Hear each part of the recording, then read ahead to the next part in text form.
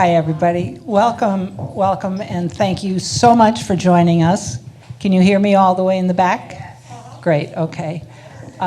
It's really wonderful that you took the time, and I am very honored to have been invited to be the moderator of this panel, which, as you can hear, is a panel of heavy hitters. Every single panelist has decades of experience, incredible credentials. They are authors and CEOs of national foundations. So it just gives me chills to think that I'm up here on the stage with them. We're each going to share a little bit about our own journey and what set us on our mission. And I would like to start by saying that I suppose I was always interested in healthy aging since I entered the field at the age of 42. Which was rather late at that time. And I was concerned that my age would be a disadvantage, that people would not be interested in working with an older trainer, that they would want somebody young and hot looking in their Lycra.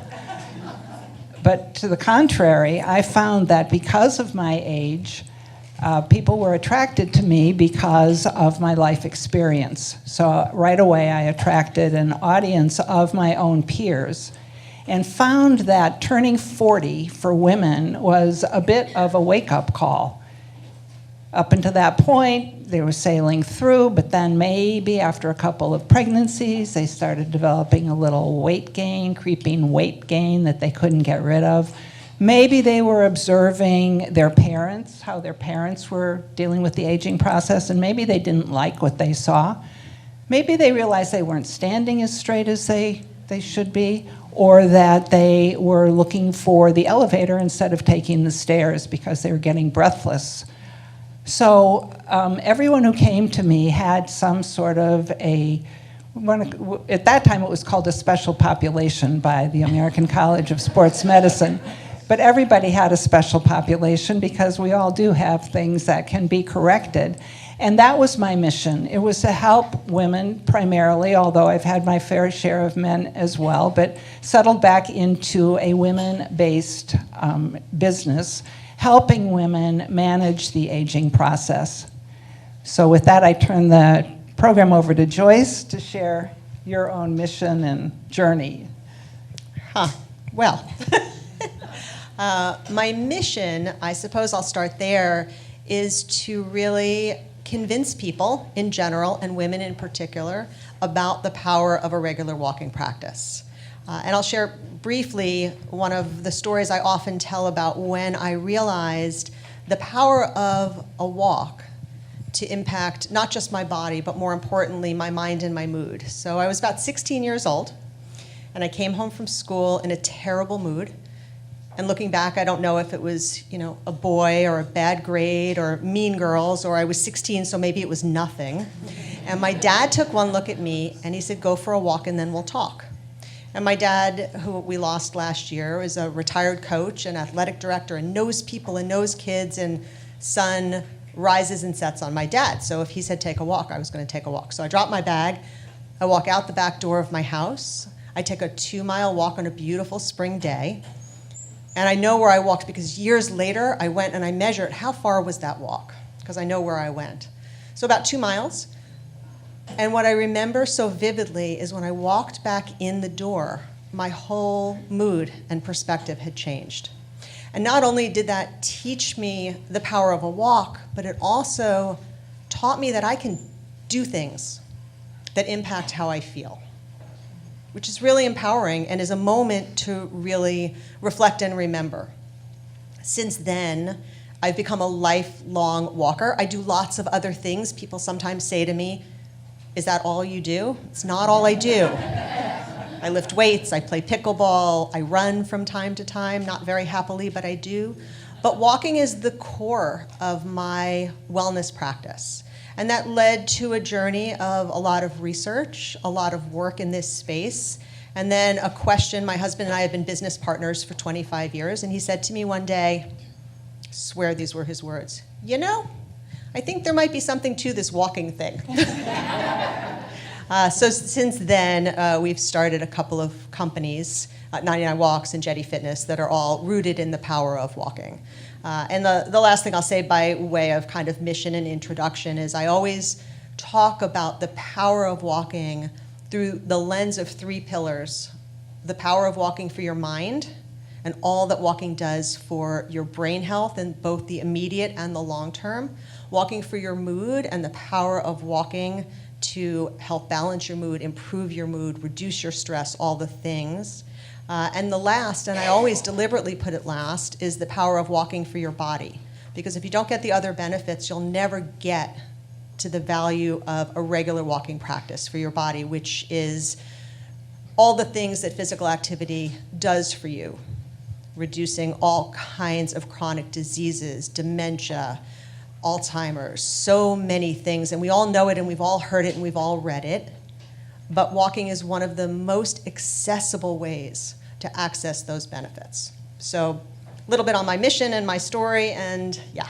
In college, I took a nutrition class, and in that class, I learned that, eating vitamin C could prevent scurvy. The story of limeys, the pirates, right? And how, but that was just that was that aha moment, like, oh my goodness, really just a lime could prevent a whole disease? That a whole idea of prevention?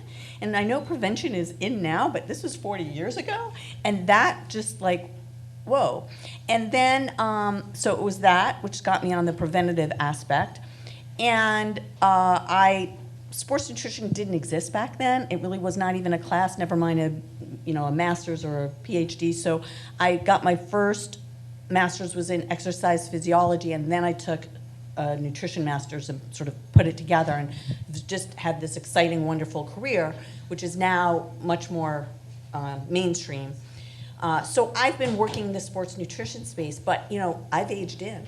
And so I had this wonderful opportunity last year to work with Steve Perrine, AARP, to write this book, The Whole Body Reset, which is really about how to maintain our muscle as we age for health and function and overall well-being. And I'm sure we'll talk more about that. But just to recognize that food and fitness do work together. Those are only 2 of many verticals when we talk about wellness. It does not end at those 2, but they are a cornerstone. Our muscle is a cornerstone to our health and well-being because of the brain connection, because it's a clearinghouse in terms of blood sugar and reduce our risk of diabetes. It maintains mobility and strength and function, cardiovascular disease, hypertension, we could just go on and on. So it's really a cornerstone.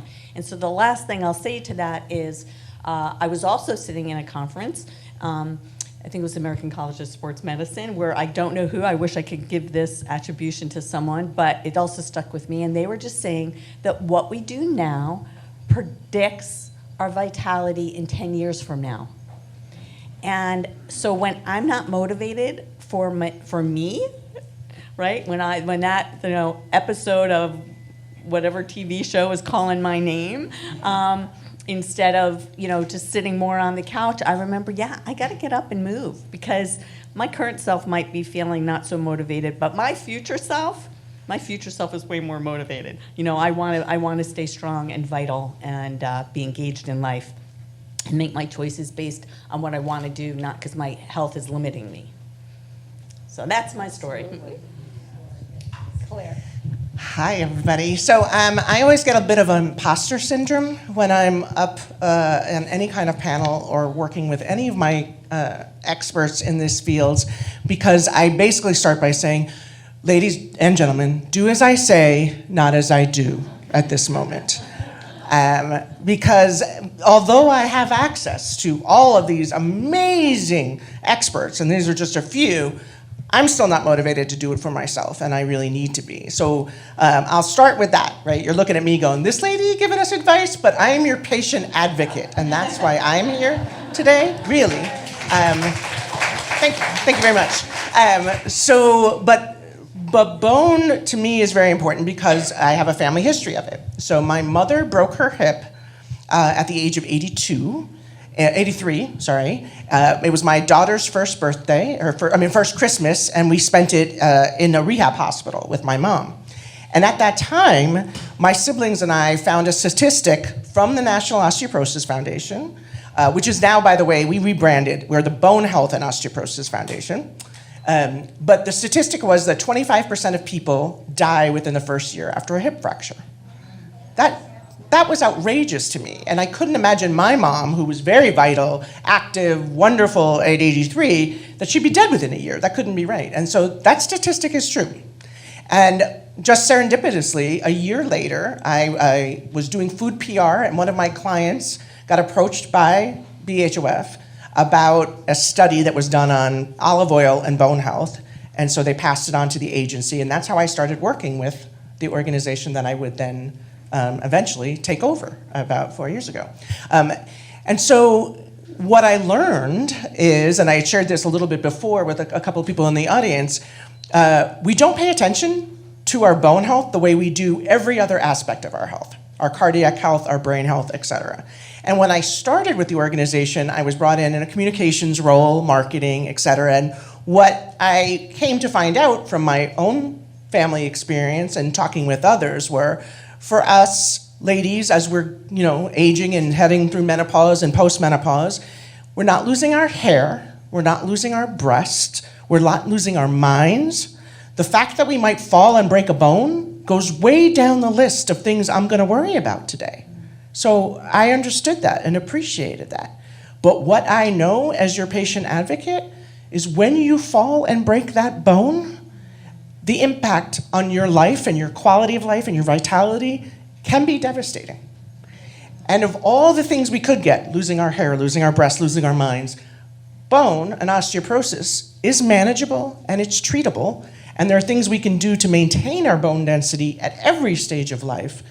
So we really need to make it and be as passionate about bone health as we are about taking care of our breasts and taking care of our minds and taking care of our hearts. And so that's what I hope to share with all of you today and convince you by the end of this session that you will prioritize your bone health as much as you do the rest of your quality of health. So true, so true. So much gold up here. Let's just dig in a little bit. I love what Heidi said about thinking about our future selves.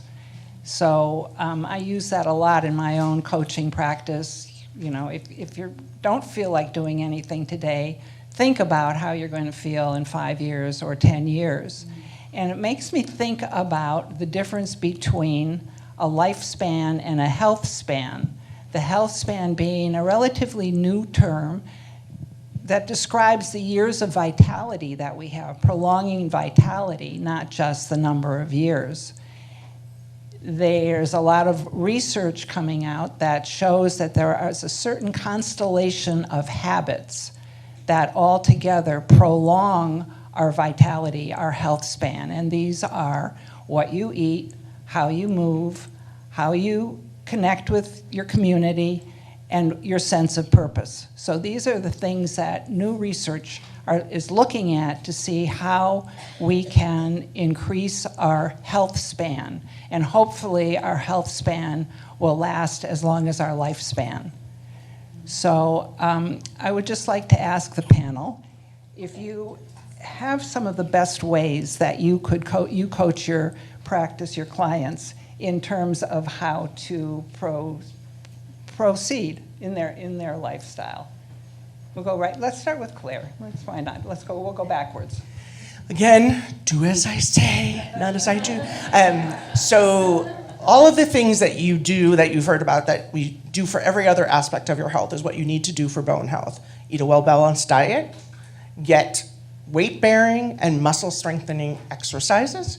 So weight-bearing means anything on your feet, right? That impact. We need impact for our bones throughout our lives. So if you swim or you Peloton, great for your cardiovascular health and every other kind of health, but it does nothing for your bones. You need walking, running, dancing, whatever it is that has a little bit of impact to help continue to build bone throughout your lifespan. And then calcium and vitamin D are the elements of nutrition that matter the most for bone. Obviously, a good, well-balanced diet is necessary, and there are many other nutrients, lean proteins, healthy fats, everything that go into bone health. But calcium and vitamin D have proven to be the most important for building bone. So for those of us who have children, as well as have elderly parents, as well as taking care of ourselves, it's really across the lifespan. Children need that impact exercise and the calcium and vitamin D to build to peak bone mass, which we reach in our mid-20s. And then the rest of our lives, we're maintaining that bone health. And that's because bone is a living tissue, just like our skin. We know that we can, our skin rejuvenates. Well, our bones do too. It breaks down and builds up in a constant cycle throughout our lives. And so as we age, and so that's why some people say, oh, it's just old age when people fall and break bones. Well, as we age, that process slows down, but it shouldn't slow down enough that you break a bone when you fall. If you're over the age of 50 and you fall and break a bone, that is a diagnosis of osteoporosis, no matter what your bone density test says. So that's something to pay very close attention to. And I stop people at football games and parents that I see at my daughter's school if they're in a cast, and I'm always like, did you get a bone density test after that? And my husband's always like, and we're at a Ravens game, can you just not do this? But we're not told this, right? When was the last time someone said, if you fall from a standing height at 50 and you break a bone, you have osteoporosis? So we do need to make sure that's done. And then again, maintaining it through calcium and vitamin D intake is really essential. So I'm guessing many of you who are doing everything right, eating a well-balanced diet, getting exercise, it is maintaining that, and it is making sure that calcium and vitamin D are on your radar and that you've talked with your clinician about whether or not you might be vitamin D deficient, which I am hugely with this paleness. But those are the kinds of things to really check. And that would be my big takeaway. 50 and fracture, get that person a bone density test, and make sure your calcium and vitamin D are at the right levels. Okay, you got a game plan. Heidi? Well, first of all, cut yourself a break. You're taking your calcium and your vitamin D. I'm You good. have good connections. Well, okay. So first of all, I start with compassion. I'm more about gentle nutrition and acceptance. I don't think everyone has to do exactly the same thing. I think you start where you are. We all, like I said, I am a thing of movement, right? Like that's just who I am, and you may not be that, and that is okay because there are so many different things you can do. So I really don't come, and I appreciate it, so like I'm kind of picking on you, and here you are. I'm not into the self-deprecating thing. Like I think start where you are, and yeah, so I think I've made that. Like I just don't think, I think we need to, gentle nutrition is about, you don't have to be perfect to be eating well, right? Or to be eating healthfully. It's not about perfection. We talked off stage about diet culture, where this diet culture is pervasive, and it doesn't just leave us just because we've gotten older. Being so self-critical and putting all this moral weight to words like, oh, I cheated on my diet. Like, that's such a negative thing. What do you mean you cheated? Who made up that rule? Like, it's a piece of food. Get over it, right? Like, oh, it was so good. Oh, I'm so good, I'm eating carrots. Well, like, right? Like, there's no, food is not good or bad. It's more or less nutritious. But, like, I can eat a cookie now, it doesn't mean I'm not healthy anymore, right? Like I'm healthy or unhealthy or somewhere on the spectrum, and then there's genetics. So there's a whole, and we all have different body types and different body sizes and different motivations. So all of that is like part of it.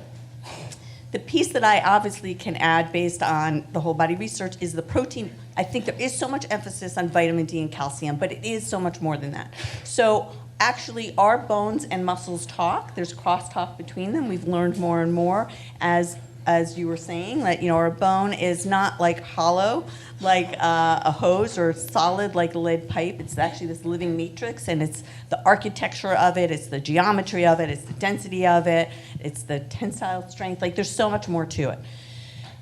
Protein timing. As we get older, we begin to lose muscle, a little bit more than 1% per year, starting around, or a little less than, starting around age 30 to 40, believe it or not. So by the time we're 60, any 1 year, you don't really see it, feel it. But by the time you're 60, that's 20%. By the time you're in your 80s, it could be 50% that you have lost of your muscle. When you were younger and yet drank a glass of milk, that 8 grams of protein all went to building muscle. You didn't have to do much, right? You were just there. Well, when you're older, your body goes, 8 grams, you got to give me more than that. We have what's called anabolic resistance. We are actually resistant to putting on muscle as we get older. And so we need more to press that muscle building button. Now, protein we need throughout the day. Most people have enough protein. It's just that they eat it all at dinner. And the thing is, your body needs it in the morning, it needs it in the middle of the day, and it needs it at night. So protein timing, the right amount at the right time, it's not like you have to count every gram, but like having even oatmeal, which we think of as nutritious, but there's not enough protein in it. It's not until you have the eggs or the Greek yogurt or your tofu scramble or however else you want to get in your protein.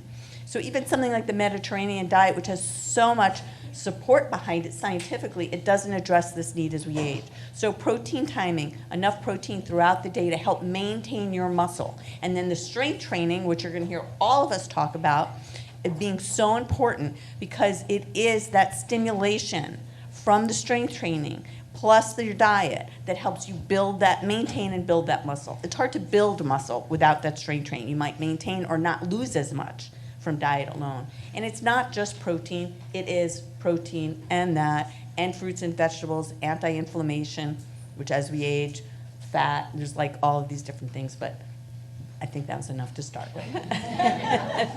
Okay, add that to your game plan. Whoops, add that to your game plan.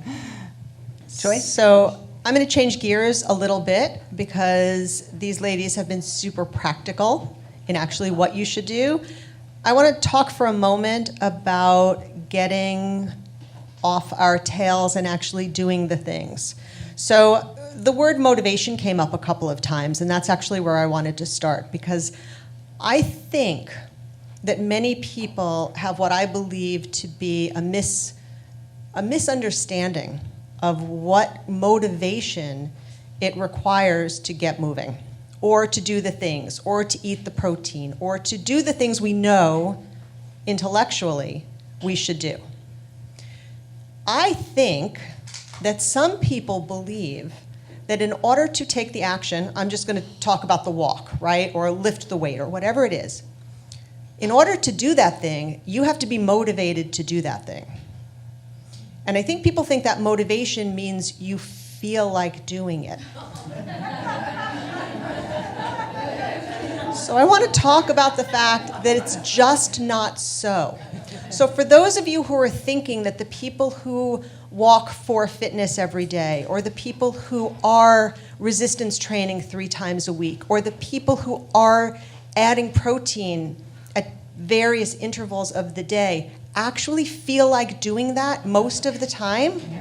The answer is we don't. I think we need to change this narrative a little bit to realize that it is the action that brings you the motivation. Please don't wait until you, air quotes, feel motivated to do the thing. Do the thing, and once you start or when you finish, then you will feel motivated. So, not exactly. It is just, I hate using the word, it's like work, right? We get paid, and then we like the paycheck. It's not like every day we feel like going to work. I was just saying it's like going to work. You know, you may not feel motivated every day. When you get the paycheck, you're kind of motivated to show back up, right? Because you like that paycheck. So sometimes, you got to pay, you got to do the thing. You know what, though? As I'm thinking about that, that's absolutely true, but it's even a little bit more challenging because, especially if we're talking about bone health, Right, you don't see that benefit. you don't get the paycheck. Right? Well, it's preventative. You don't know what you would have. Right. It's so subtle and secret and invisible. That's the word. Invisible. That some of these benefits, there's a little bit of just believe Claire.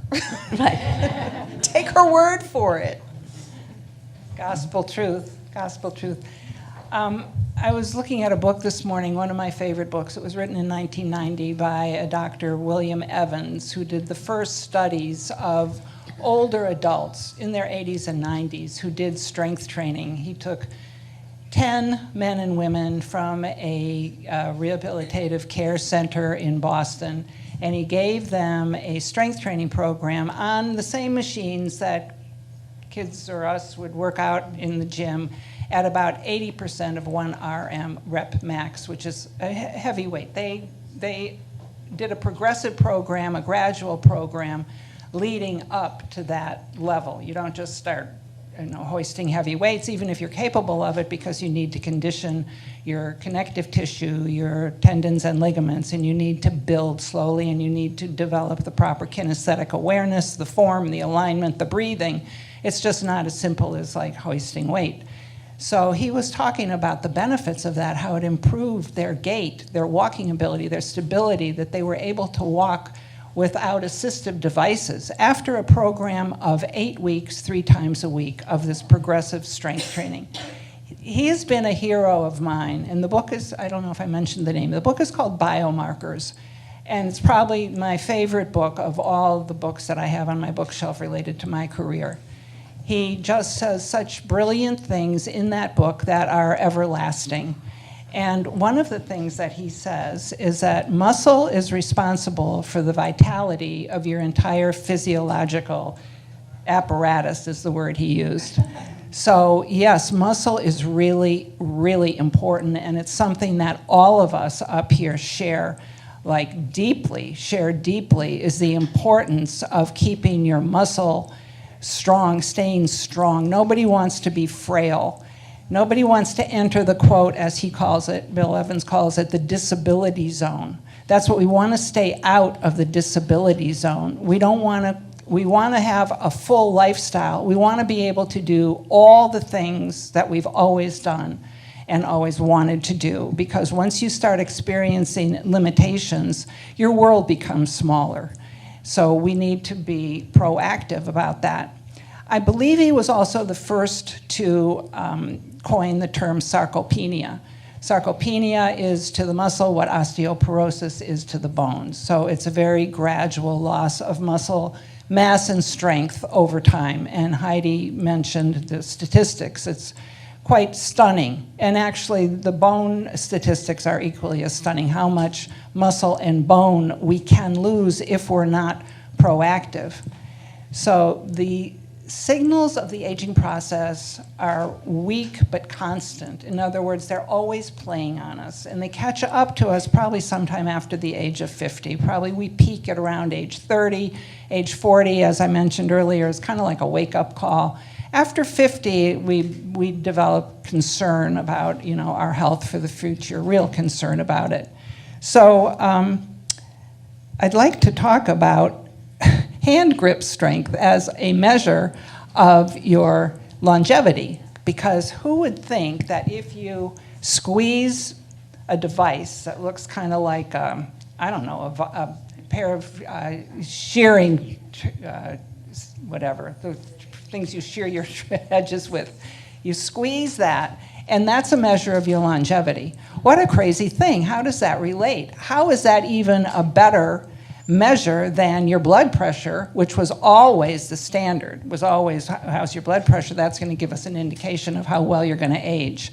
So the thing is that if we lose our hand strength and we're not able to do even the simple chores in the kitchen, never mind anything more important than that, that it's going to reduce our quality of life and present us an entry into frailty in many different ways. So I know that we all believe in muscle, and I don't know, can you just give a few tips?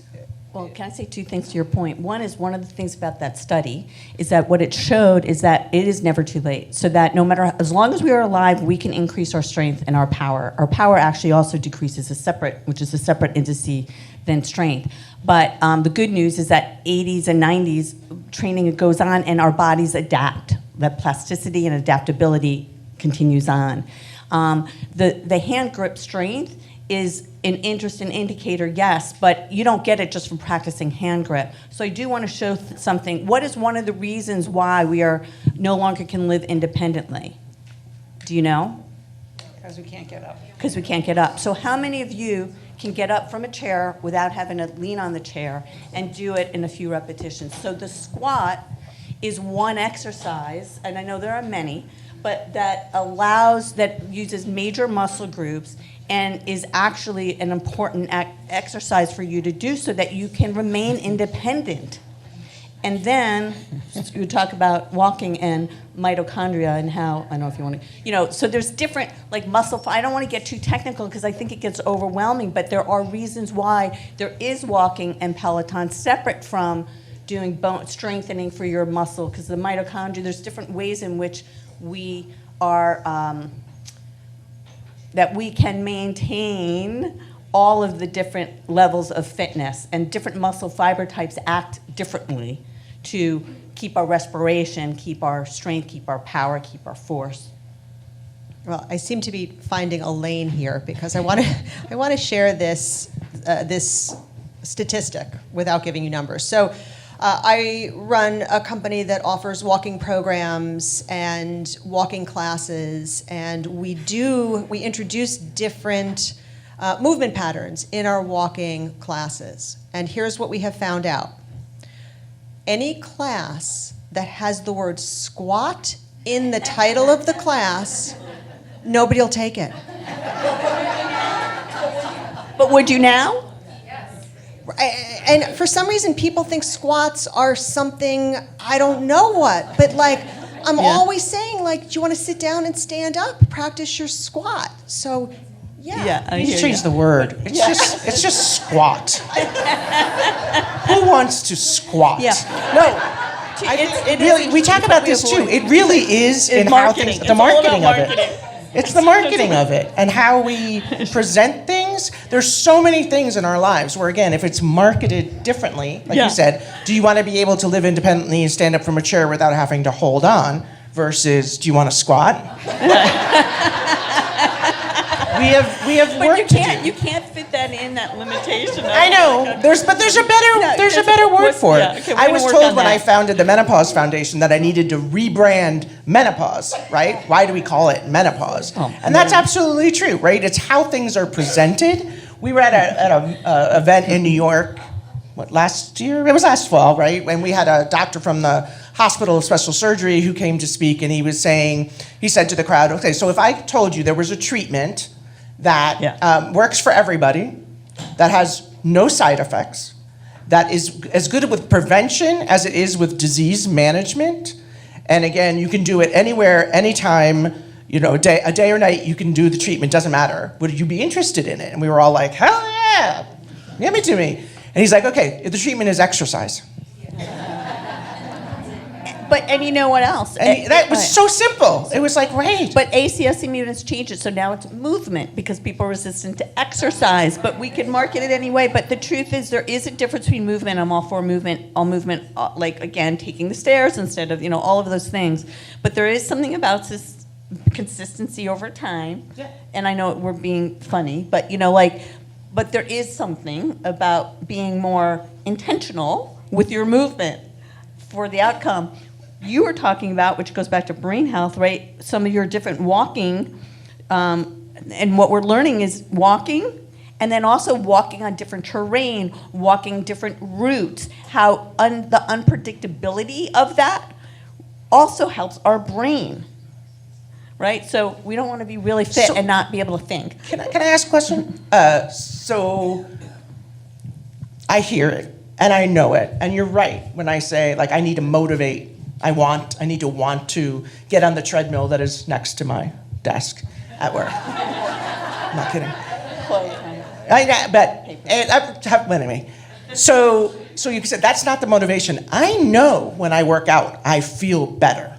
I know I look better. I know it changes my mood. I know it does everything. And yet, my ass does not get off the chair. So if it's not motivation, like you do that, and I love, Heidi has told me this for years, because she's been on my board. I just never let this woman go once I met her.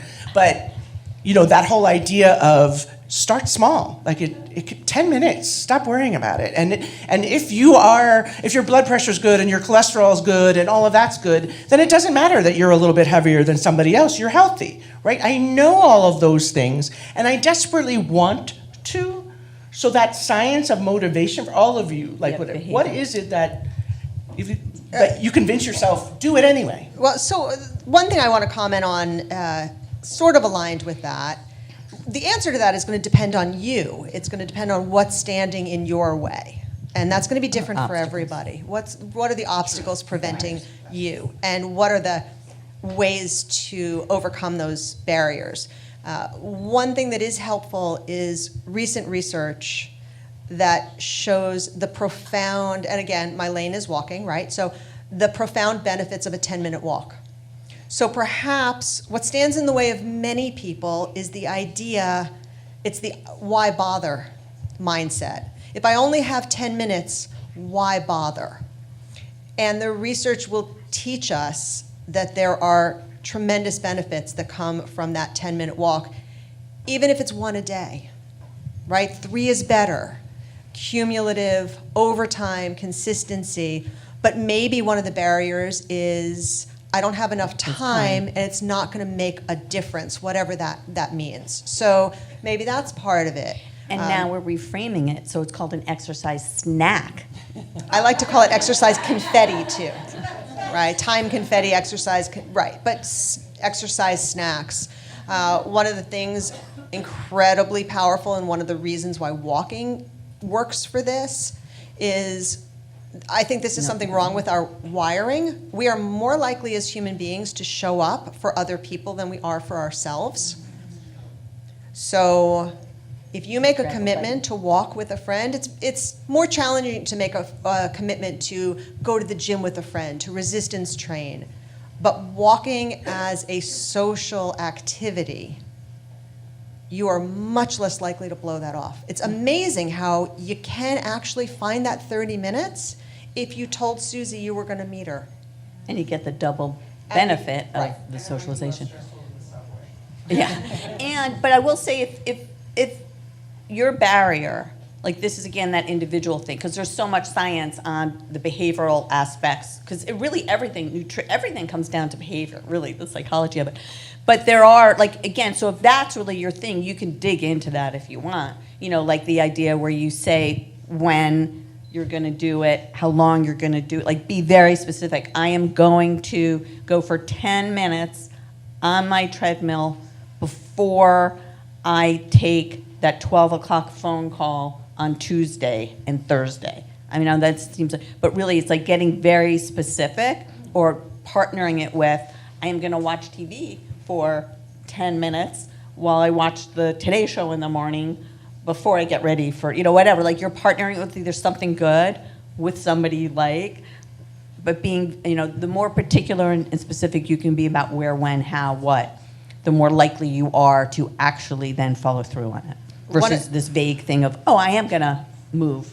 Yeah, one of the hacks I love along those lines is find a book that you are really into. Mysteries are really good because you want to know what happens, and it is your Only While I'm Walking book. Be amazed how To listen. motivated. Yeah, to listen to. An listen. audiobook. Just to be clear.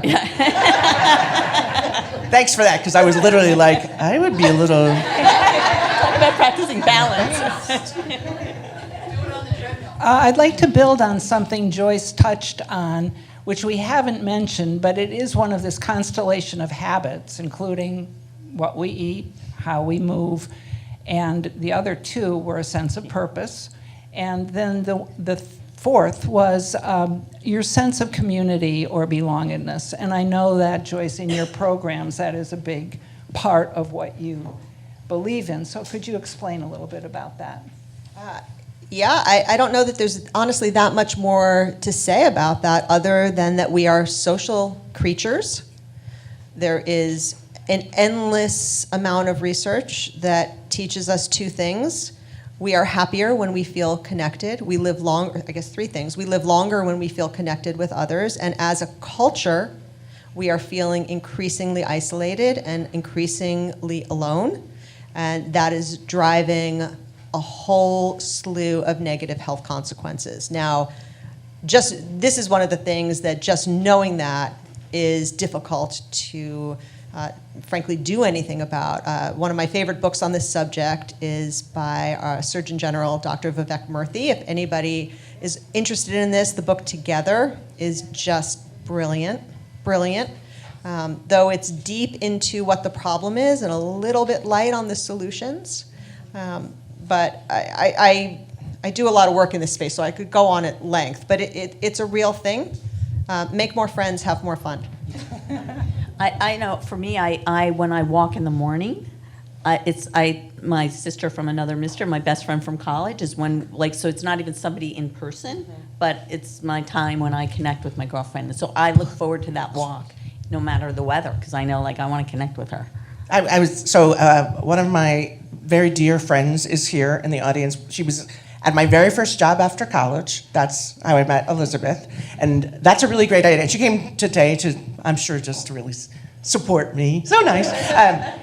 But that's a really great idea because I've been talking about that. The other thing that Dr. Hirsch said from HHS was that the one proven scientific thing about continuous exercise or movement and health was that you have to do it with other people. There has to be some connection to other people. And I'm one of those people who I think it's clear, I'm kind of an extrovert. I love talking to people and being with people. But when it comes to working out, I don't like to do it with other people. I did a team sport and stuff like that, but I want to do it myself. I don't want to walk with the neighbors. I've done it, would rather walk by myself, or so I tell myself. And all of these things, and I've been trying to think about who or what I would want to do this group activity with. My people are all over the country, so I can't necessarily get together with them on those walks. It never even occurred to me to call her. So, Chick, I'm going to call you and the thing. Be prepared. That's a great idea. I walk every Sunday with my brother in Cleveland, only I'm walking, and if I get him motivated, he'll walk as well while we're talking, but it's definitely a date. It's a date every Sunday. I think we're nearing the end. Are we still have we have a few minutes? Can we take a question? Oh, question. I love this panel, but I need help because I'm shrinking, Claire. Yes. And I do osteostrong, and I walk 10,000 steps a day, and I have a trainer. I eat well. I think I'm doing most things well. You are. I was 5'6", and now I'm 5'4", and Yes. I think I'm going to be nothing. That is, so shrinkage is another fun term I like to think about. Probably shouldn't apply to what we're talking about, but yes, if you've lost more than an inch of height, that is actually a sign of osteoporosis.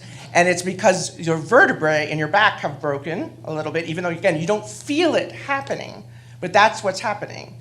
And that's again, one of those things we use to tell people. If you, again, Test came back, no osteoporosis. yeah, that's very good.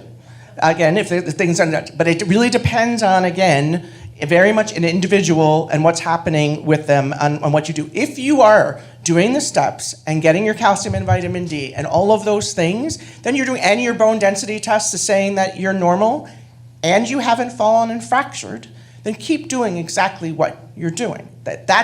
We were talking about this earlier. That's preventing you from getting, having those other things. Because I'm 83 and the game over? No. Stretch. Oh, about you getting taller? Yes. Sorry.